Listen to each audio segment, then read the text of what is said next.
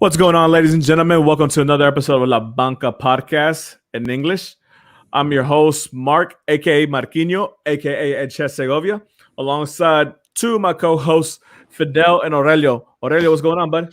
Not much. How you doing? Everything all right? Pretty good, pretty good. Like everything. It's a special day today. Special day, special day. Fidel, what's going on, bud? Yo, me, man, I can't get rid of my phone, man. I'm trying to look at all this social media. Everybody's trash talking what we're about to talk about right now, and I'm excited, bro. Let's go. Yeah, man. It's you guys, for those who follow us, obviously we try to be on Tuesdays, our regular night. And I know last week we were on Thursday, and then this week we're on Monday. What's going on? But we just rotating. We can't keep a constant date. But the unfortunate thing is that, or unfortunate or fortunate, depending on what side you're on. Big news out of the world of soccer, out of the world of football. A new competition / league has been announced through the late hours of Sunday night. Well, our time Sunday, obviously, and across the pond it's during the day. But a new Super League has been announced, led by Real Madrid's president Florentino Perez. That's no surprise. No surprise. No surprise there. Anything that has to do with money, he's involved. But backed by some very heavy hitters in the game. Just to roll off a couple of the clubs involved. Obviously, the big six in the English Premier League, which we know are both Manchester clubs: Arsenal, Liverpool, Tottenham, Chelsea, Real Madrid, like we mentioned earlier, Barcelona, Atletico Madrid, and the big three in Italian football: Juventus, AC Milan, and Inter Milan. Those are the founding clubs right now. They want to move it up to 15 clubs. They're in negotiations or in conversations with three others to see if they want to be involved with it.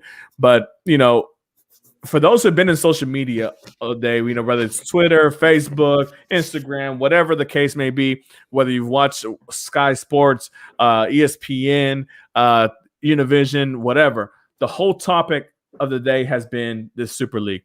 Is it the beginning of the end of soccer as we know it? That's the thing. I'm gonna go with you first, Fidel. Just general thoughts before we get into any details about the new league and the new proposal given by Florentino Perez. They're supposed to have a big meeting tomorrow with UEFA and FIFA about it. But just your general thoughts from it. Your general opinion about it. Man, I see Florentino's point when it comes to making it a very competitive, desirable to watch type of soccer league. Because who wouldn't want to watch a hell of a match or hell of matches? I mean, you're talking about Tuesday, you're gonna have 5 games. Wednesday, you're gonna have another 5 games, and you're talking about big clubs against big clubs, right? Like, I'm hungry. I'm ready to watch this, right? Mm-hmm. But then again, you look at a different perspective into what soccer has really become. It's become more of a money of a business, right? Instead of what it used to be, entertainment. What it used to be, a family event where you will go out and enjoy with your family. Nowadays, I mean, tell me about it. Nowadays, you know better than me, Mark. We go to the Dynamo Stadium, and I can't even dare buy a beer because it's $12, $14, man. That's ridiculous, So what I'm saying is just, it's just crazy what money generates and how some of these clubs keep getting rich and rich, and the poor clubs just keep trying to struggle to stay alive, just to compete or just to stay in first division or whatever the case may be. But I see both sides. I see both sides of the table, or however you want to put it. Great games, great competition, everything else. But at the same time, I see it on the other end. These clubs that are involved, they're just going to keep getting filthy rich. They're going to keep buying the best players in the world. And so it's not going to allow all the other teams to have those Cinderella stories. I mean, that's not even going to exist nowadays. So at the end of the days, I just want soccer to succeed, but I don't want soccer to succeed because of money. I want soccer to succeed because you had a fair trial on the soccer pitch, right? When you say Real Madrid is going to play Cadiz, on paper, it looks like we're going to get blown up, right? But we want to have a chance, man. What are you telling me? That you're buying nothing but trophies with your money? That you're buying the best players so that you can get all those trophies? And at the end of the day, that trophy costs you $800 million because that's how much your salary cap was this year? I mean, that's crazy to talk about. You know what I mean? So at the end of the day, I'm against it. I don't approve of it because I don't think, even though a lot of people say, soccer needs more entertainment, uh, to my taste, as long as I'm watching soccer, it doesn't matter who's playing. I'm good. I don't care if it's bad game. Aurelio, I'm gonna give you the same question, man. Obviously, I know you follow a lot of the Premier League, and obviously, one of your clubs, and my club too, as well. From that's real near dear to your heart. Is part of that. Actually, they were one of the first ones to, if not the first one to, publicly announce it on social media with their statement. And they're fully behind us. We know the struggles that Barcelona have had as far as cash because of them missing out on Champions League football, not qualifying in the top four in the Premier League. Your thoughts, just from a fan, maybe not as an Arsenal fan, but just a neutral fan of soccer in general. I'm like, if you're gonna go neutral, I'm like, well, it sounds exciting, honestly. Having to play against Juventus during the week, following week playing Barcelona, Real Madrid, Atletico Madrid, some teams that we normally wouldn't play. So that just sounds entertaining if you want to go to that aspect. But going to one of what Fidel was saying, that the richest clubs keep buying, I'm like, isn't that what we've been seeing probably for the past 10 years Yeah. already?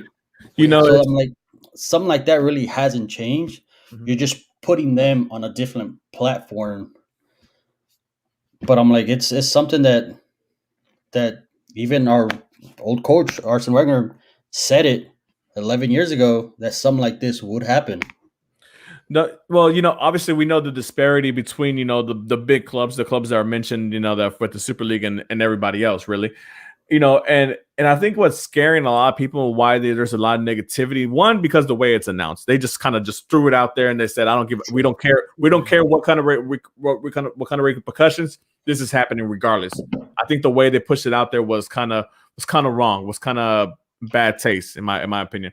Secondly, I think because if you're a supporter of a smaller club, the disparity just widens. That gap is going to be so much more bigger now, because and we'll stay on the Premier League since we have a common interest with all three of us, right?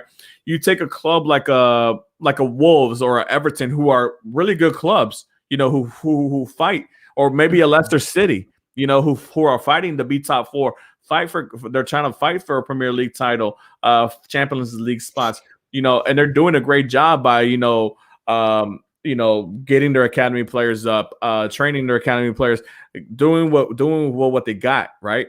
And they're in great positions in the table right now. Currently, now you're telling those clubs, well, you know what?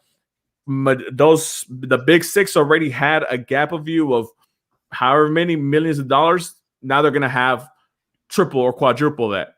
It's a bit of a, like, as a football fan, if I was a fan of one of those clubs, I would be like, damn, man, what else do we have to do? Like, what, I mean, and the Wolves case, they went to the championship, they got promoted, they invested, they brought in players, they invested in their youth and their academy, they've graduated those players.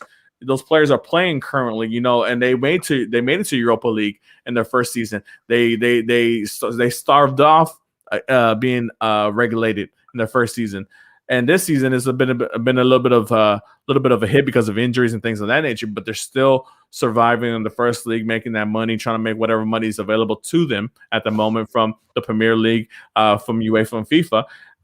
And now you're telling them that, what, regardless of what you're doing, Arsenal, a team that's probably on par with you right now, they're going to have quadruple the amount of budget that you have, and they're going to get another X amount of dollars because they're going to be involved with the Super League, now.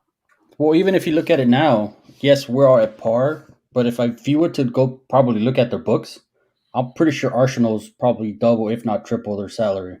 Yeah. Oh, yeah. For sure. Right now. So technically, nothing has really changed. Yeah. I mean, I know there's a lot of trolling, and especially I know we've seen it on Tottenham's part, because they say that there's a list out there, of all the successes of all 12 clubs for the last 30 years. And everybody's won double-digit amount of titles. I think the only one probably Man City at 9 because they just recently started winning titles. But Tottenham 0 titles. It begs to wonder, like, why does a team like Tottenham, who hasn't achieved anything, in the last X amount of years, they got a brand new, lovely stadium. They're in the city of London. That's it right there. Location. Not I guess just location, a stadium. Yeah, a stadium that can sit 65, 70,000 people. Yeah. Going back to what we said with Arsenal, when Arsenal was in hybrid, Arsene Wenger wanted a new stadium because the only way to get bigger was to get more fans in the stands. Get a bigger stadium, so you get more money in the stands. That way, you profit more. Yeah, and that way, you bring a level of a team that was a mid-level team. You little by little, you start upgrading them. But of course, they had a great season back in their late 90s, early 2000s. Mm-hmm. They invested well with a lot of great players that nobody wanted. And obviously, the match day revenue is what matters a lot for those clubs as well. Obviously, and if you have a bigger stadium and you're able to fill up that stadium, it begs to, give you more benefit. But let me ask you this, Fidel. Obviously, the thing of the matter is that it's great from a soccer standpoint. Yeah, I mean, like you see my scars back here. I have Barcelona, Arsenal, Milan, three of the teams that I mentioned already, right? Yeah, I'm down for watching Barcelona versus Milan. I'm down for watching Arsenal versus Juventus. Things of that nature.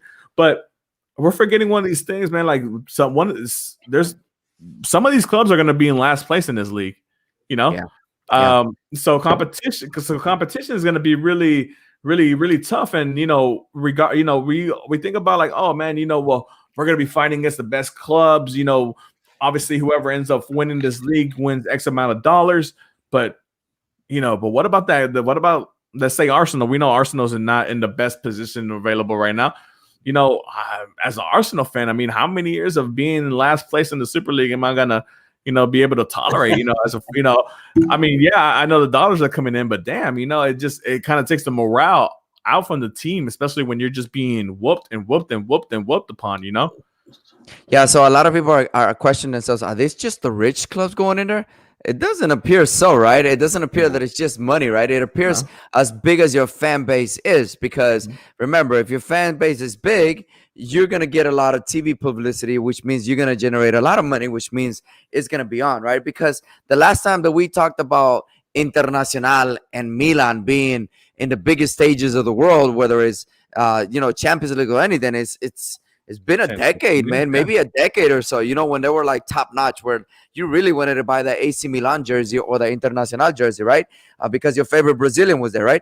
Not anymore. So how competitive is this? I mean, I don't think competition has shit to do with it. It's a literally is money based agreement. Yeah, because at the end of the day, if you have 120 million fans, then hell yeah, we want you in this competition, regardless if you're at the bottom 15 of your table in your league. I mean, come on, bro. You know what I mean? So we're talking about top-notch names. Now, here's the concept, though. Getting these teams in here so they can generate more money, so they can get more money, so they can buy great players. Because at the end of the day, you're going to think about it. All right, the hell with it. I'm not going to win my league. I'm going to focus on La Superliga. Let me start buying great players. AC Milan, Internacional. If you invite Porto, they're going to get $400 million. They're going to start investing in big names. So they're going to start building more players. So eventually they're going to get stronger. They're going to get competitive. And they're going to end up top-notch team, right? But at the beginning, it doesn't sound so tasty as when you see that Whataburger and you're like, oh, man, it's freshly made. It's got that bacon and those jalapenos in it, but not anymore. So it's going to take time for this league to develop. It's going to take time for people to actually adjust to it. And I think as long as these teams can generate money and buy players, they're going to stay competitive or to that level of what La Superliga is really supposed to be, a competitive league, right? Yeah, and that's an interesting point that you bring up, Fidel. I mean, obviously, like I said, I think a lot of these clubs that are involved, if not all of them, basically, is because of the outreach, the not only so much the history, because obviously we got clubs like Tottenham and Manchester City, maybe even Atletico Madrid. Their history is not as glamorous as the others, but but they have the outreach, they have the fans, they have the fan base, they have the outreach and other markets in the world where they can, hey, oh man, Manchester City is coming in there. Obviously, with them gaining they get big players go over there. Pep Guardiola is a big name. Atletico Madrid. Oh man, Diego Simeone, Joao Felix. Players like that. Obviously, they generate big names and they get a big following. Already, let me ask you this, man. Okay, so obviously, I think Florentino Perez mentioned it today in the interview. I don't know if you watched it. That yeah, we're gonna do this league, but yeah, we're still gonna play in our domestic league and domestic cups and things of that nature, right? There's no way they're gonna kick us out of those. There's no league without the teams, right? Correct. So let me ask you this: when does it start to hamper the domestic league, though? Because let me ask you a question: if Arsenal is playing Real Madrid on Wednesday and they need the points to qualify for their playoff that they're going to have, and they know that you qualifying for that playoff gets you X amount of dollars, when does it start hampering their performance for the domestic league? Because the domestic league is still going to be played on the weekend. You're playing these games midweek. When does it start hampering? When does it start taking away from the domestic league where your foundation of the fan base are located at, where your priority or where your should be priority of fan base should be at? That's gonna be hard, especially in England. We all know they have an extra tournament compared to everybody else. Yeah. So sometimes their actual match games are during the week. So I don't know how that's gonna work. There's a lot of logistics that they're gonna have to move around. But I'm like, with all this money that's coming in, I'm like, every team is going to have pretty much two teams at their disposal. I'm like, that's how many players you're going to have to move up and down. But it's going to be hard to see. Yeah, I mean, I know for the there was a mention of, obviously we got Champions League, we got Europa League, and there was a proposal for a third tier league to be created. I don't know if that's still a thing or if that's going to happen. Obviously, with the Super League coming up, it might be something that they just push out the way. But does it turn out to be where the Super League becomes a new Champions League? But if so, is that fair? Because even though I know there's a proposition of 5 open spots being available, but how do you distribute those 5 spots? You distribute it to the 5 champions of the 5 biggest leagues in Europe, or the next highest ranking club from those leagues. But then but what if there's a more deserving club or things of that nature? Like, there's a lot of different things, and I know we're gonna get a lot of this information here, hopefully in the next coming days. But like you said, logistically speaking, there's a lot of moving parts that don't make sense, and then on top of that, we got to worry about players' health, players' fitnesses, because we're only talking about the club competitions, but then obviously there's international friendlies, international call-ups, FIFA dates that are mandated for clubs to release their players to participate with their clubs of nationality, whatever, Yeah, so I mean, it's going to be very interesting logistically as far as for a player, because, man, I know a lot of players now complain about there's a lot, there's Nation League, this whole Nation League thing that was created. Obviously, the qualifiers for the World Cup, Euros are coming up, World Cup's coming up pretty soon, and then in the next editions of World Cup is going to be in the winter, which interrupts domestic seasons. So, a lot of moving parts, man. I don't know. Yeah, But if you look at it now, if you can pretty much the new Super League is going to take over the champions, is pretty much it cancels out, so you're pretty much already playing the same amount of games. Oh, since an Arsenal fan, I should be happy because I'm gonna be in the Champions League every year now. Pretty much.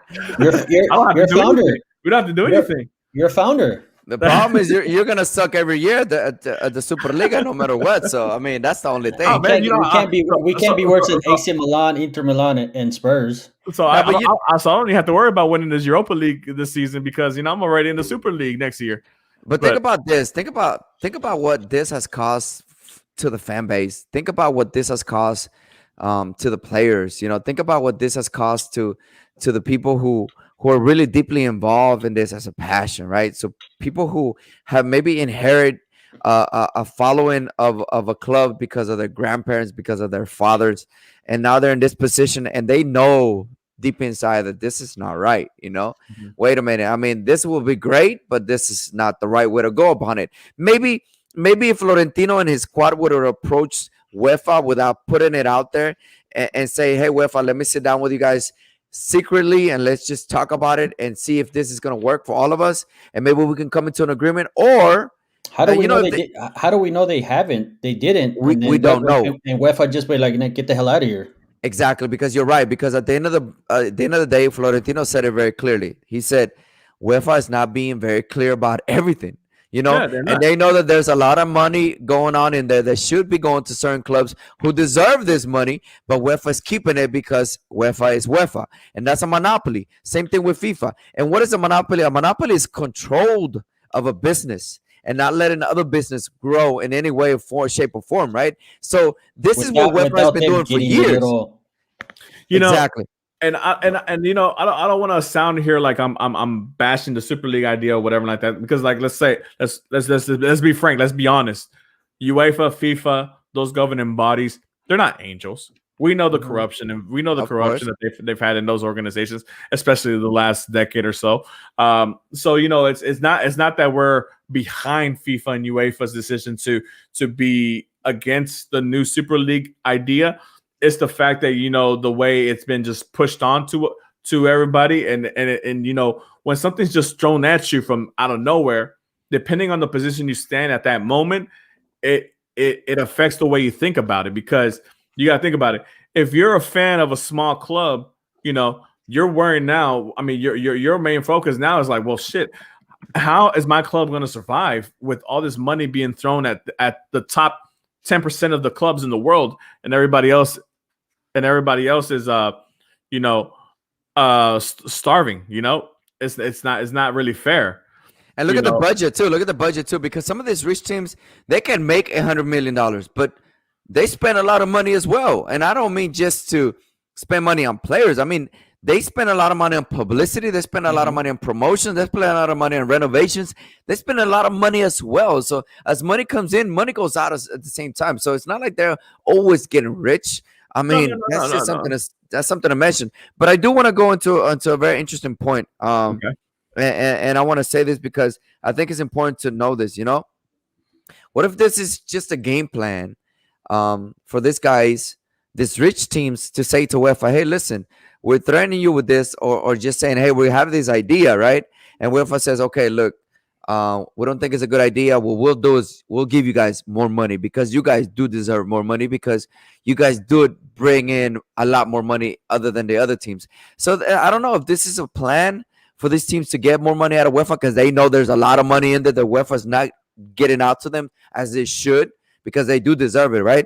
Or at the same time, if it's a way for them to counterattack UEFA and say, hey, you know what? You're not giving me what I deserve. I know I'm generating UEFA $400 million, but you're not even giving me $100 million. So I don't think this is the best thing for me. Let me start my own business, right? Like on the side, or break away from you. So that could be a possibility too, man. I understand what you're saying, but I mean, but it's okay. This is one thing that needs to be cleared up, right? The figures, the dollar figures to talk about, because if you're telling me, if I'm the president or owner of any one of these 15, 20 clubs that are going to be involved in the Super League, I'm going to get 400 million a year because of all the rights they're going to sell, merch, ticket sales, match day sales, everything, right? Everything that comes involved. I'm guaranteed 400 mil a year because of my participation, not how I do in this league, just me being in this league. That's Right. four times the amount of money that the winner of the Champions League gets. Right. So UEFA is gonna, if this is hey, we're threatening you with this, but it's because we want you to open up the books. We want you to, give us what we deserve. I'm not saying, hey, you're gonna have to pay all of us the same amount, but I mean, but you have to up the money up on these competitions because we're not surviving off the money that you're giving us for the so-called most lucrative competition in the world, the Champions League, right? And dude, like, cause I'm like again, as an Arsenal fan, I don't ever have to worry about winning the Champions League. I don't have to ever worry about qualifying for Europe. I'm getting 400 mil right off the bat. Like, That's exactly like, right. So I mean, like, that's a very huge threat. Like, that's a very huge threat where if that is their strategy to threaten UEFA and FIFA, then they're gonna have to come out of pocket big time. That means that they've been hiding a lot of money, a lot of money. Because if you're talking those kind of figures just for participation, then then those guys, Perez, they must know something. He knows something. He knows something. And I think that's the biggest issue here, because he knows something. Let's give a little bit of data here, because I think it's important for our fans to know a little bit of history and a little bit of knowledge of soccer. Okay. FIFA gives every single team, it doesn't matter if you're ranked number 1 in the world or you're ranked 188 in the world, the same amount of money. This is one of the ways, and the only ways, that most people who wants to become president of FIFA, that get re-elected or elected to be a president of FIFA, that everybody gets the same amount of money. But here's the problem with that. You have Brazil, you have Mexico, and then you have, let's just say, St. Vincent, right? Let's just throw something out there. I don't know. They are all going to get $1 million from FIFA. But wait a minute. The spending that Brazil does, it could be over $15 million a year. That $1 million is not worth anything, right? Yeah. Mexico has to come to the U.S. just to generate more money for the federation, because $1 million the FIFA gives them is not enough. And then San Vicente, well, maybe they spend $300,000 here and there. Maybe they spend $1 million just because they want to be able to get that off their back, and that's the budget, and we got to get rid of $1 million. So what I'm trying to come to here is the same thing is going on with UEFA and Champions League. Yeah. Some of these teams, their expending it's way higher than what they get back. And for Real Madrid to actually get some money out of UEFA, they literally got to make it to the quarterfinals every year. See, and that's where the struggle. And that's where the financial fair play was supposed to come in, because it's a known thing. Look, 85 to 90% of these clubs in the world are running on a deficit. Okay, they're running their clubs in debt. Even some of the biggest clubs in the world, even though they get so much money from merchandising, from selling their rights, their exclusive rights, from making money from match day, whatever, they still run in a deficit because, like you said, overspending, mismanagement of money, bad investments, whatever the reason, right? The financial fair play was supposed to cut that and help that, but it doesn't really help when FFP only focuses really on the lower tier teams, but does nothing to regulate the higher tier teams. Because you take a Barcelona, for example, who supposedly is $1 billion in debt, right? But FIFA and UEFA and whatever other committee above Barcelona have faith that Barcelona will be able to recruit that, because they're Barcelona, because they have global wide appeal. They're gonna buy jerseys. They have one of the greatest players in the world playing for them. And whatever, they're gonna be able to recruit that. Even though $1 billion, you're like, damn, $1 billion. That's like saying a country's deficit. Right? That's like a country's deficit being $1 billion in debt. And this is just a soccer club. and yeah, I understand what you're saying completely, and that's why I think like these the fact that there hasn't been any updates and or upping and the winnings or percentage of winnings for these competitions that these clubs have to go play for. I think that's why the reason they push this forward, because they know that they bring appeal, they bring eyes, they bring butts and seats and things of that nature, and they're running in deficits that need to be covered. That need to be, because of this pandemic, they've been enlarged greatly. I don't know, man. I even want. But go ahead. Also, with the FIFA Fair Play, keep in mind that just because it's FIFA Fair Play, it doesn't mean there's actually like a salary cap. No, I know. You're only able to spend what you generate. So we're going back to the same thing. Barcelona or Real Madrid can generate two, three, four, $500 million in a year, while Cadiz could probably only generate 30 or 40 million. Nice So jersey, maybe, by the way. maybe even they, less, but yeah, but I'm not, I don't know their numbers exactly. I'm just Yeah. throwing numbers right. out there. So they only have $30 million to play with, while Barcelona, Real Madrid, Man City, or Manchester United have $500 million to play with. Yeah. And also think about, like, you're throwing those numbers out, but imagine it being slashed in half because of this pandemic, right? Yeah. Because like I said, you're missing match day revenue.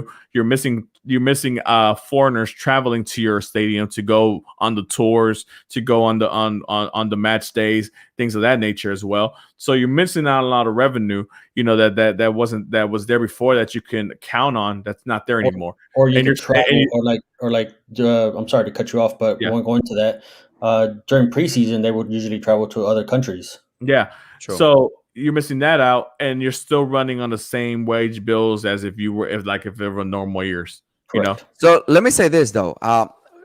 Interesting, man. I was so interested in this. I'm an economist, right? So I was watching the stock market, and when this was announced, some of these team stocks went way up, bro. So I was what is even impacting our economy? I mean, and I get it, because they are part of our economy, a huge part of our economy, because entertainment is where we go out and spend our money, right? Let me just give an example, right? The Houston Texans, right?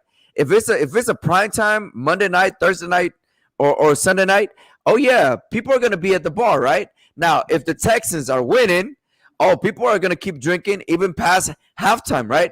If the Texans are losing by a big deficit, like 24-0 at halftime, you could surely be sure that people are gonna leave, right? People are gonna leave the place. They're not gonna keep drinking. They're gonna close their tab. They're gonna go home, and that's it, right? So it's interesting to me, because a lot of these people enjoy watching these teams at bars, at restaurants, with friends, cooking. But I mean, there's spending going on with these teams. So it was interesting to me just to see just the rumor impacting the stock market.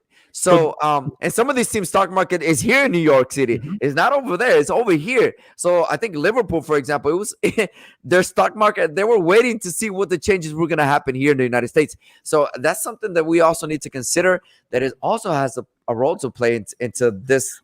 Well, this thing. Well, I mean, like we all know, like, the stock market is based off, basically deals and rumors too, because rumor can and ruined or build. Yeah, can persuade people to go a different way. I mean, look at the thing that's going on with the cryptocurrency right now. But but just from not trying to get sidetracked from that, you're definitely right. I mean, look, prior to the pandemic, I think we all had planned to go to London to go watch our London-based clubs, to go over there and watch Arsenal and Chelsea, at the stadiums, right? Prior to COVID. So there you go. This is prime example. You have 3 foreigners going to spend money to go travel. We're probably going to buy some merch. We're going to sit at the stadiums. We're going to buy stuff in the stadiums, and things of that nature. So and that's just us 3. Now multiply that times 1,000, 10,000 people throughout the year who do that, who are going to do that. It's income that is no longer there, unfortunately. And the thing is, like, these clubs or even like income within them. Exactly. You always have away fans going. Let's say Liverpool, Chelsea. You have people going back and forth. Yeah. Just stuff like any team, or even the city that they're losing on as well. Yeah. Look, man, the only thing is, I say this 12 teams sit down with UEFA and say, hey, look, man, just give us a raise. Just give us more money. I mean, don't make it even, because if you make it even, we're all losing money, and we need a bit more money just because we spend more money too. Like, I mean, if you think Barcelona and Madrid, they spend more money than anybody else. Just as they generate money, they spend money. So what is that the FIFA rule? I want to be clear on this. The amount of money you make is the amount of money you're allowed to spend. Am I correct? Yeah, correct. Okay, so that's what I'm saying. It's like, okay, I mean. And the thing about these clubs is they have a shitload of pride, man. So excuse my language, but a shitload of pride in where if that team's getting better, I need to get better. If they're getting competitive, I need to get competitive. It's just the way it's always been. So I can't give him 2, 3, 4, 5 years of glory because I need to take away that glory from them. If I'm not going to succeed, I don't want them to succeed. So I'm going to try my best to stop him from succeeding. So basically, it's greed, it's ambition, it's pride, it's a little bit of everything, and all that includes money. And it's all about money. You see year in and year out the Forbes list of the richest clubs in the world, and it's always the same guys: Barcelona, Madrid, Manchester United, Liverpool, Chelsea, things of that nature. And they're all trying to compete with each other, obviously, to try to get that big spot. Not just because they want to be number one, but because they're doing good business. They're doing great business, and that's the whole point of being involved as a business owner in the soccer world, right?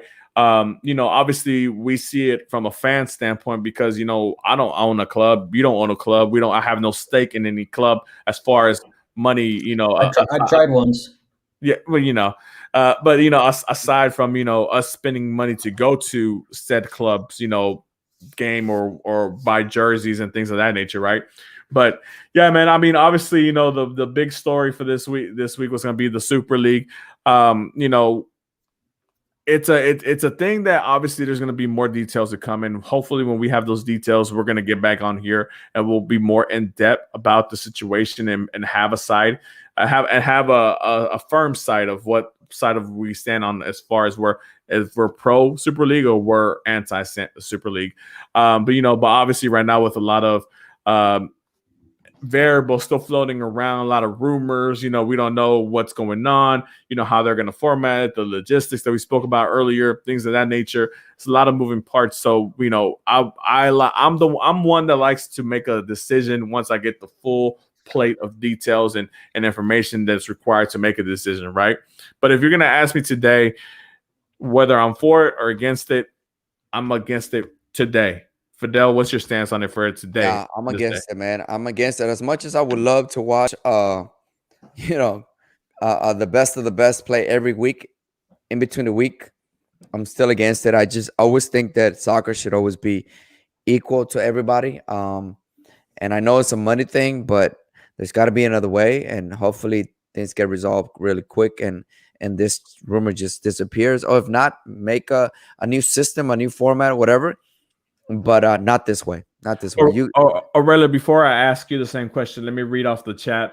Danny G, hey man, a shout out to you, man. I know you followed us in the Spanish show. Appreciate you following us again. Yeah, for sure, Danny. UEFA are ready to lay down a $60 billion lawsuit to fight to disband the Super League. This excuse of not having enough money is hilarious in the 90s compared to now, even with the pandemic.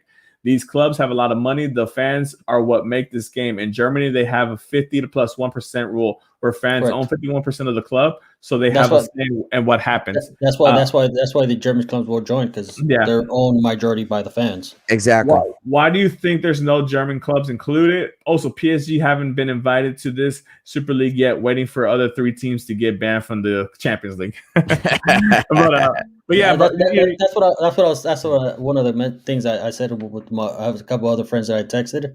I'm like, PSG's going to join. They're just saying no now until they get crowned. Then once they get crowned, they'll be like, okay, I'll join now. Yeah, because I mean, if this league does happen, the Champions League is not going to matter anymore, and their whole objective of winning a Champions League is Chelsea's going to win it though. But, even that, I mean, even that they don't have to make shit happen right now. They can wait till Champions League is over, and then boom. Because there's a long summer. In the summer, you can plan the schedule, you can plan everything. But like I said, it's done. But like I said, the way it was thrown out there, just thrown out there, it's made it seem like everything's ready to go, prepared. They just got to go sign off on they got to just dot the I's and cross the T's, and it's ready to go. That's the way it looks like from the way they just threw it out there last night.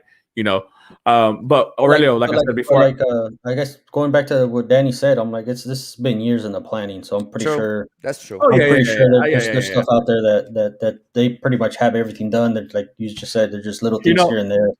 It's years in the planning, but today there's a physical website, there's a physical social media presence about it. So it's becoming more of a reality than what it was 5 years ago. Aurelio, I'm asking you the same question that I asked Fidel today. Obviously, we don't have all the information, all details. Are you for or are you against the Super League? I'm going to say for, but not 100%. Probably more like 60-40. Okay, Like that's it, fair. like something like you say. I'm like I still want to see how it's really gonna work out. Um, Going back to some of the things, I'm like it's something that was being talked about as one of our old coaches from Arsenal, Arsene Wenger, said something like this was going to happen 11 years ago. Yeah, let me throw this out to you, and I'm happy that Danny mentioned it right here in this thing, and Danny, hey man, I appreciate Yeah, Sure, man. Thanks for the love, bro. yeah. He says the beauty of football is that these big games like PSG versus Bayern come every now and then, every once in a while. They're not. It's not oversaturated. Right, You know. right. So like when we see a clásico, we get excited for it because we know that it only happens at Twice least a year, twice a yeah, year, it's right? twice a year, regardless. Yeah, unless they play exactly. like Copa or something, right? Yeah. Exactly. But like when Barcelona versus Manchester United happens, it's like for me, it's like, dude, that's a big ass game. But I don't get to see that game every once in a while. I mean, the last time they played Manchester United was 2011 when they played in the final of the Champions League, I think. You know, so whenever I see that, if I ever see that come up, I'm like, oh shit, I gotta watch this game. But now that it's gonna be available to me more often than not, is it going to be that big of a game? Is it still going to have the same aroma, the same prestige Of as it? course, I mean, we say that now. at the end of the day, I'm like it's two of the biggest clubs in the world. For sure. Yeah, no. I agree with what you're saying, but we say that now because we're thinking of the fact that we don't see these clubs play each other that often now. But once we've had 5 years of this and we've already seen them play, count every year they play every year twice, maybe 3 times, depending if they go into the knockout rounds. Not go around. That'll be crazy, bro. But I'm That'll be like, too much. it's yes, but I'm like, you say it's too much. 5 years from now, will you stop watching that game? No, of course not. No, I mean, no. it's I mean, like, yeah, I mean, you wish yeah. you have more clásicos like Barcelona and Madrid than just two Yeah, games yeah, out of the year, right? yeah. Me myself, I'm gonna keep watching those games because they're big clubs and it's my club that I follow. I watch Barcelona versus I watched Copa del Rey when they first came in the 4th round when they were playing a 3rd-tier team from soccer, from Spanish league. So There you go. So, I'm like, we can say, oh, it's not going to be the same, but I'm like, whether it's the same or not, we're still going to be glued to the TV. Whether True. it's at your house, at a bar, you're sneaking an iPad or your iPhone at work. Yeah, Yeah. So I'm Yeah. like, it's not gonna really matter on I that got you. I end. got you. Of course. That's the way I look at it. But Or you can take the day off like Littleman. yeah, there you go. He's I don't gonna be think taking I a lot. don't think I have He's that gonna many be vacation days. He's gonna be There taking a you lot go. of days off if that's the case. But yeah, guys, we're coming to the end of the show. Obviously, we know that the English show is a little bit abbreviated from the Spanish version of the show. We try to give you the information as quick, direct as possible. And obviously, with this being a special edition because of the Super League that popped up, we want to make sure that we got on here and we gave our opinions about it. Obviously, we're not professionals; we just fans like you all. Special shout out to Danny for being Yeah, Danny, what up, yo? being We gotta get involved, you a hoodie, involved. Danny. being We gotta involved get you a La involved. Banca podcast hoodie, right? Yeah, being involved in both the English and Spanish version of the shows. But our regular day is Tuesday for 7:30 for the Spanish show and the English show right after. Guys, before we go, is there anything you want to mention before we go? Fidel? Before we go, since UEFA is ready to put out a $60 billion lawsuit, going back to what we were talking about, where's that money at? Where's that money at on behalf of who? On behalf of Real Madrid?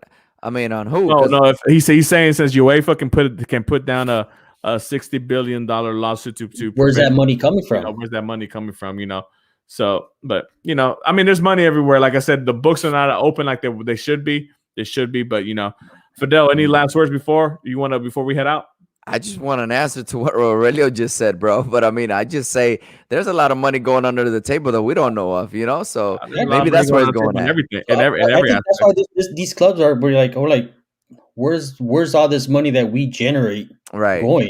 And I think that's exactly why Madrid is like telling UEFA be more transparent, because we generated this amount of money, but we're only getting this much, which is like maybe 10% of it. So at the end of the day, they know what's going on, and if these teams come out with the truth, who knows what's gonna happen. But nah, man, let me just say, Danny, yo, thanks for the love, bro. We're gonna Yeah, get you a hoodie, bro. And what's then up, Sama? yeah, Sama too, yo. All the love, thanks, I appreciate it, man. And yo, give us a share, give us a like, and stay tuned. We might be back sooner. We might be back Thursday. Who knows, man? If things go out of hand tomorrow, because the 12 representatives of these teams, they're gonna speak out tomorrow.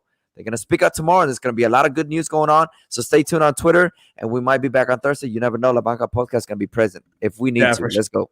Yeah, for sure, man. We're gonna be ears on about what is going on, and we're excited to see what happens. Sama says shout out to the crooks. I think everybody's a crook out there, so shout out to everybody out there. Crooks 24/7, and in the world of soccer. But guys, we're gonna see you. Hopefully it's pretty soon. Maybe a second show this week, something that we haven't done really. But I mean, if it's needed, we'll be here. Hopefully you guys will be as well. But guys, appreciate the love. We'll see you next time. We out.